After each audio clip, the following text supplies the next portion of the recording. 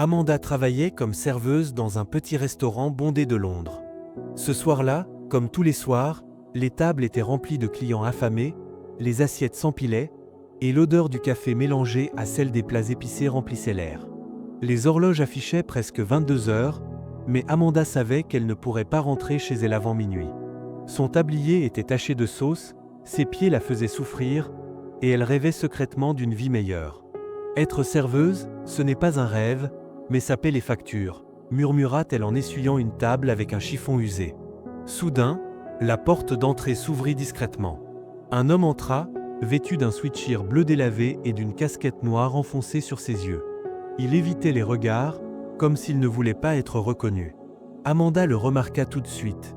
Il y avait quelque chose de calme, presque timide, dans sa manière de se déplacer. L'homme s'installa à une table isolée, près de la fenêtre, et fixa le menu sans vraiment le lire. Amanda s'approcha, affichant son sourire professionnel malgré sa fatigue. « Bonsoir, monsieur. Désirez-vous commander ?» demanda-t-elle. L'homme leva les yeux, et elle fut frappée par son regard doux, presque vulnérable. « Une assiette de pâtes et un jus d'orange, s'il vous plaît, » répondit-il d'une voix basse. Amanda nota la commande et retourna en cuisine, ignorant que ce client allait changer sa vie. Quand elle lui apporta son repas, l'homme fouilla nerveusement dans ses poches. Son visage pâlit. « Je crois que j'ai oublié mon portefeuille », avoua-t-il, embarrassé. Amanda sentit son cœur se serrer. Son patron, un homme strict, interdisait toute forme de charité. Mais devant l'humilité de cet inconnu, elle n'hésita pas.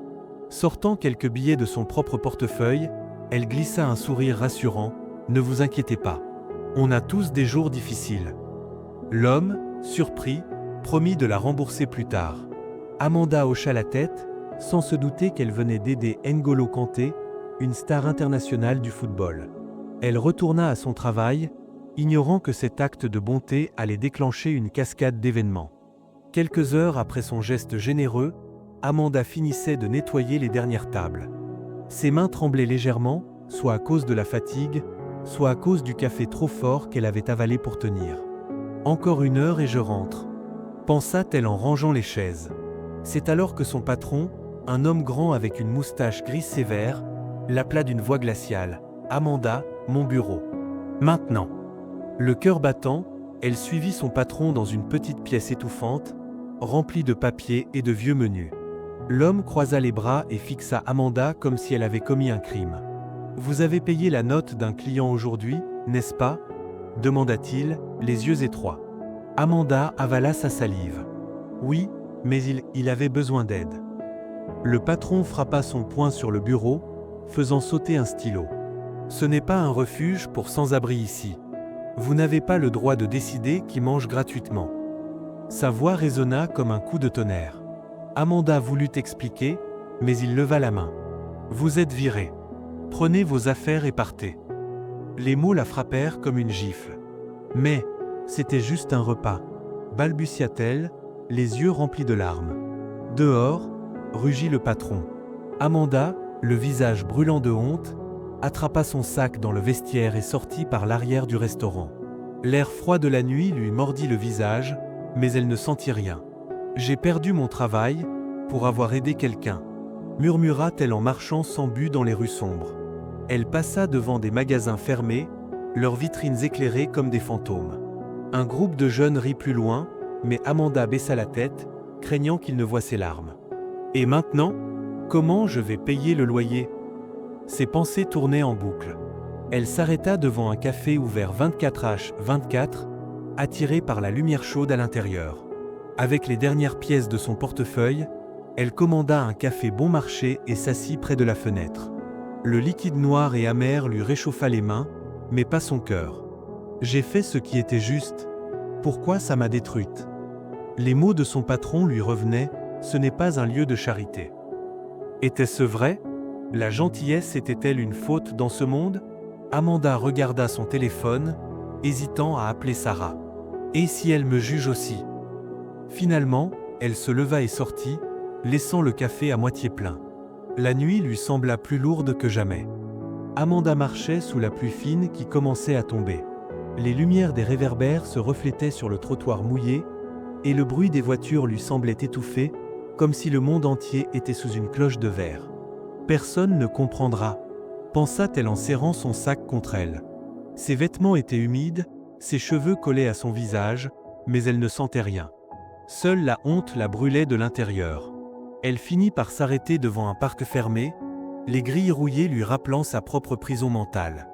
J'aurais dû rester silencieuse. J'aurais dû obéir. Mais non, elle ne regrettait pas son geste. Assise sur un banc froid, elle sortit son téléphone. L'écran affichait 23h47. Sarah est encore réveillée, sûrement en train de regarder une série, se dit-elle. Elle composa le numéro, les doigts tremblants. Allô ? Amanda ? Tout va bien ?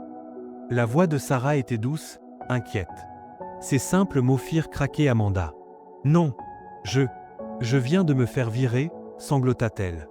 Elle raconta tout, l'homme au sweatshirt bleu, les billets de son portefeuille, la colère du patron. Sarah écouta sans l'interrompre, puis soupira. Viens chez moi. Tout de suite. Le trajet en métro fut interminable. Amanda fixait les publicités colorées sans les voir, son sac posé sur ses genoux comme un poids mort. Quand elle arriva chez Sarah, son amie l'attendait avec une couverture et une tasse de thé fumant. « Assieds-toi, ma chérie », dit Sarah en la guidant vers le canapé. Amanda se laissa tomber, épuisée. « Je suis une idiote. J'ai tout gâché. »« Tu es une idiote ? » ?»« Non. » Sarah s'assit près d'elle, ferme. « Tu as aidé quelqu'un par pure gentillesse. Le vrai idiot, c'est ton patron. » Amanda essaya de sourire, mais les larmes coulaient encore. « Et maintenant ?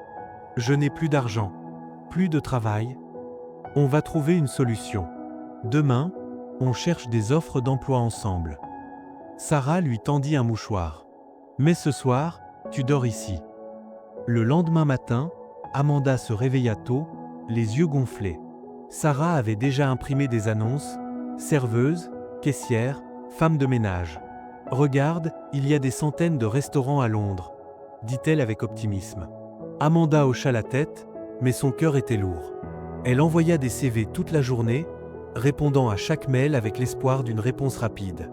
Mais les heures passèrent. Aucun appel, aucun message.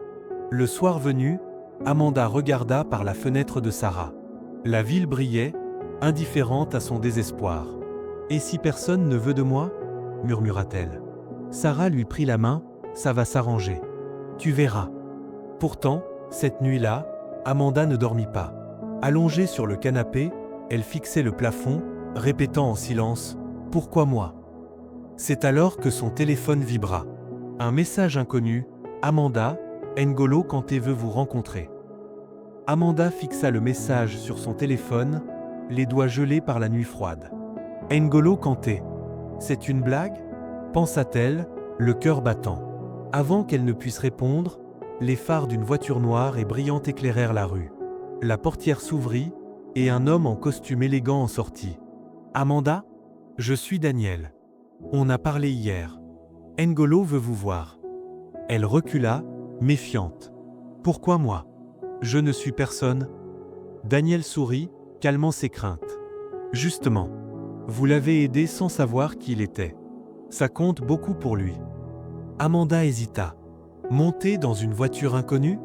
Mais son désespoir était plus fort. D'accord. L'intérieur de la voiture sentait le cuir neuf.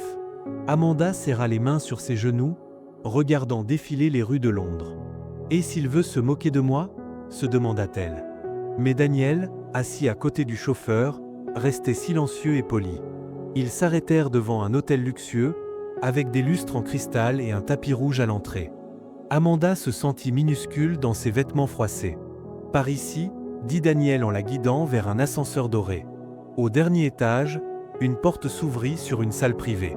N'Golo Kanté était là, assis près d'une fenêtre panoramique. Il portait un pull simple, loin de l'image des stars du football. « Amanda, merci d'être venue » dit-il avec un sourire sincère. Sa voix était calme, sans arrogance. Amanda, nerveuse, s'assit en face de lui. « Je ne comprends pas. Pourquoi moi ?» Kanté croisa les mains. « Parce que vous m'avez traité comme un humain, pas comme une célébrité. Dans mon monde, c'est rare. » Il prit une gorgée de thé avant d'ajouter « Chelsea a besoin de quelqu'un comme vous ». Chelsea. Amanda faillit renverser son verre d'eau. Mais je ne connais rien au football. Ce n'est pas ce qu'on vous demande, intervint Daniel, posant une enveloppe sur la table. Vous avez de l'expérience avec les gens. C'est ce dont nous avons besoin. Kanté approuva d'un signe de tête. Le poste est simple, organiser l'accueil des invités du club. Joueurs, familles, sponsors. Vous seriez leur premier contact. Amanda sentit un mélange de peur et d'excitation. Et si je n'y arrive pas? Vous avez déjà réussi à me faire confiance, répondit Kanté en riant doucement. Ça suffit comme preuve. Après un long silence, Amanda prit une profonde inspiration. D'accord, j'accepte. Daniel sourit et lui tendit un stylo. Signez ici. Votre nouvelle vie commence demain. En sortant de l'hôtel, Amanda regarda le contrat dans ses mains. Stamford Bridge, murmura-t-elle. Pour la première fois depuis des semaines, elle sourit vraiment. Le lendemain matin, Amanda se tenait devant Stamford Bridge, le stade imposant de Chelsea. Le soleil brillait sur les vitres géantes et les drapeaux bleus claquaient au vent. C'est immense, murmura-t-elle, ajustant sa nouvelle veste noire, achetée en vitesse chez Sarah. Daniel l'attendait à l'entrée, souriant. Bienvenue à votre nouveau bureau. Il lui fit visiter les coulisses, des couloirs propres et modernes, des écrans géants affichant les matchs passés et des employés pressés parlant plusieurs langues. Votre rôle? Coordonner l'accueil des invités VIP, expliqua Daniel.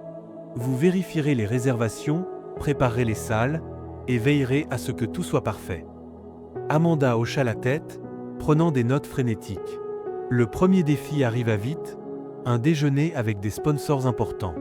Assurez-vous que les menus soient sans gluten pour 2 invités, demanda Daniel. Amanda courut vers la cuisine, transpirant sous sa veste. Sans gluten, répétait-elle, vérifiant chaque assiette. Un cuisinier râla. Dépêchez-vous, la nouvelle. Mais elle réussit à temps, recevant un discret pouce levé de Daniel. L'après-midi, alors qu'elle rangeait des dossiers, une voix froide retentit derrière elle. Vous êtes la serveuse renvoyée, n'est-ce pas? Michael, le directeur au costume impeccable, la dévisageait comme un insecte. Oui, enfin, je suis Amanda, bégaya-t-elle. Il croisa les bras. Ici, on ne joue pas au héros. Si vous faites une erreur, ça coûtera des millions. Compris? Amanda sentit son estomac se tordre, mais avant qu'elle ne réponde, une main se posa sur son épaule. Elle apprend vite, Michael. Donnez-lui une chance, dit Kanté, surgit silencieusement. Michael pinça les lèvres et partit sans un mot. Kanté sourit à Amanda. Ne l'écoutez pas.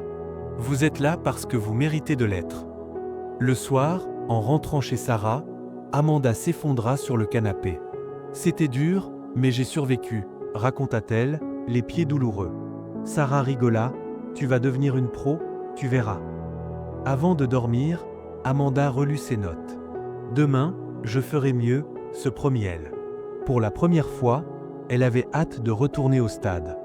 Les semaines passèrent, et Amanda commença à trouver ses marques. Les couloirs de Stamford Bridge, autrefois intimidants, devinrent familiers.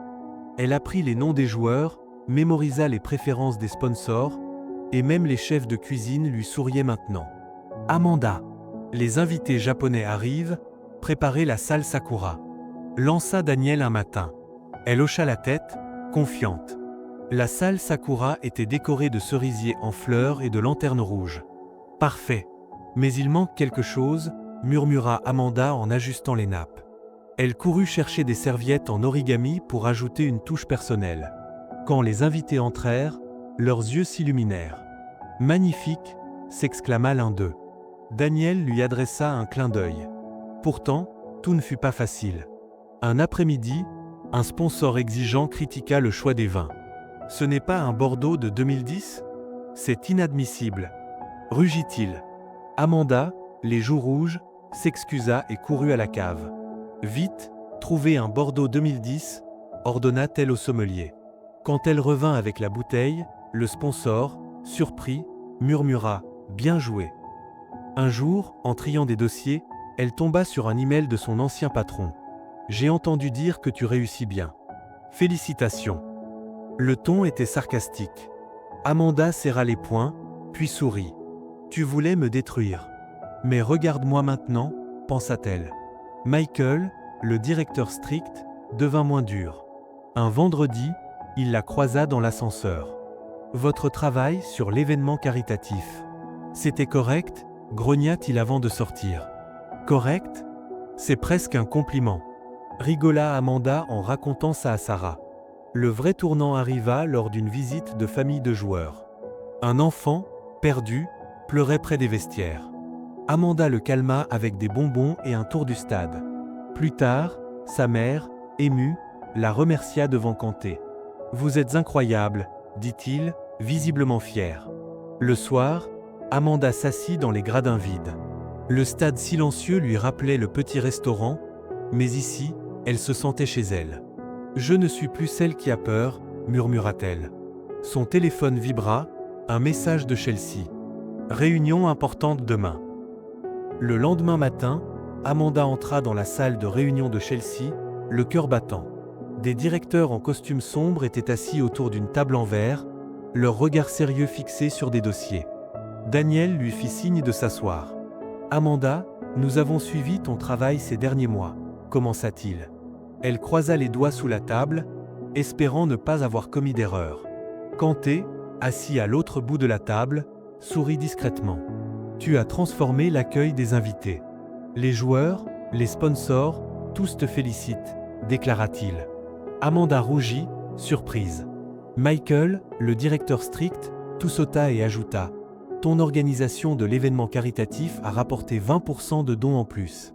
C'est impressionnant. » Daniel poussa une enveloppe vers elle. « En reconnaissance, nous voulons te proposer un nouveau poste, superviseur de l'hospitalité. » Amanda ouvrit la bouche, incapable de parler. « Tu auras une équipe, un budget, et tu organiseras tous les événements du club, expliqua Kanté. Mais, je n'ai jamais dirigé personne, protesta-t-elle, les mains tremblantes. Tu as dirigé des crises bien pires, rit Daniel, rappelant l'histoire du sponsor et du Bordeaux. Et tu as sauvé un enfant perdu. C'est ça, un leader. Après un silence, Amanda signa le contrat, ses larmes tachant légèrement le papier. Merci. Je ne vous décevrai pas, murmura-t-elle. En sortant, elle appela Sarah, la voix brisée par l'émotion. Je suis promue, cria-t-elle. Sarah hurla de joie au téléphone. Je savais que tu allais exploser ici. Le soir, Amanda retourna au stade, seule. Les projecteurs éteints, les gradins vides. Elle s'assit sur le banc des joueurs, caressant l'herbe fraîche du bout des doigts. Mon ancien patron avait tort.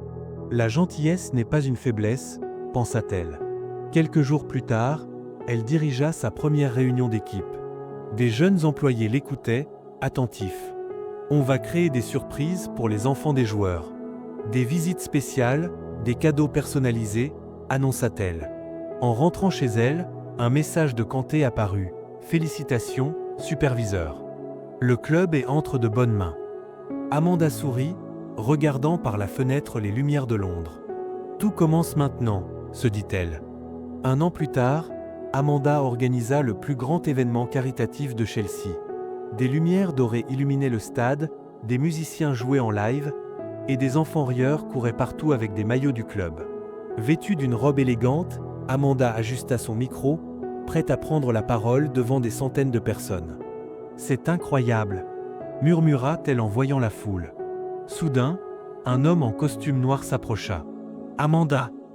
C'était son ancien patron, le visage tendu. « Je voulais te dire que tu as réussi. » Amanda, surprise, lui serra la main. « Merci, mais c'est grâce à ceux qui m'ont donné une chance. » L'homme hocha la tête, mal à l'aise, avant de disparaître dans la foule. Kanté, debout près de l'estrade, lui fit un signe d'encouragement. « Vas-y, c'est ton moment. » Amanda prit une profonde inspiration. « Bonsoir à tous. » Sa voix claire résonna dans le stade. Elle parla de gentillesse, de seconde chance, et de la façon dont un simple geste pouvait tout changer. Aider quelqu'un, c'est comme passer un ballon. On ne sait jamais où il va atterrir. La foule applaudit chaleureusement. Sarah, en larmes, cria « C'est ma meilleure amie ». Daniel lui tendit un verre de champagne. « Vous êtes devenue la star du club », dit-il, fier. Plus tard, Amanda se promena seule sur le terrain, ses talons cliquant sur l'herbe. « Tu te souviens de notre première rencontre » demanda Kanté, la rejoignant. Elle rit.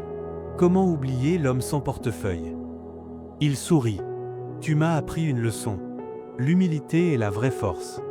En rentrant chez elle, Amanda regarda une photo encadrée dans son salon. Elle, Kanté, et des enfants souriants lors de l'événement. Tout ça parce que j'ai offert un repas.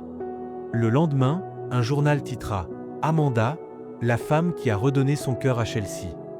Elle partagea l'article avec Sarah, ajoutant « La vie est drôle. Hier, j'étais une serveuse. Aujourd'hui, je change des vies ». Si cette histoire t'a inspiré, laisse un like pour soutenir des récits comme celui-ci. Abonne-toi pour ne pas manquer les prochaines aventures. Et raconte en commentaire, as-tu déjà vécu un moment où la gentillesse a tout changé? À bientôt!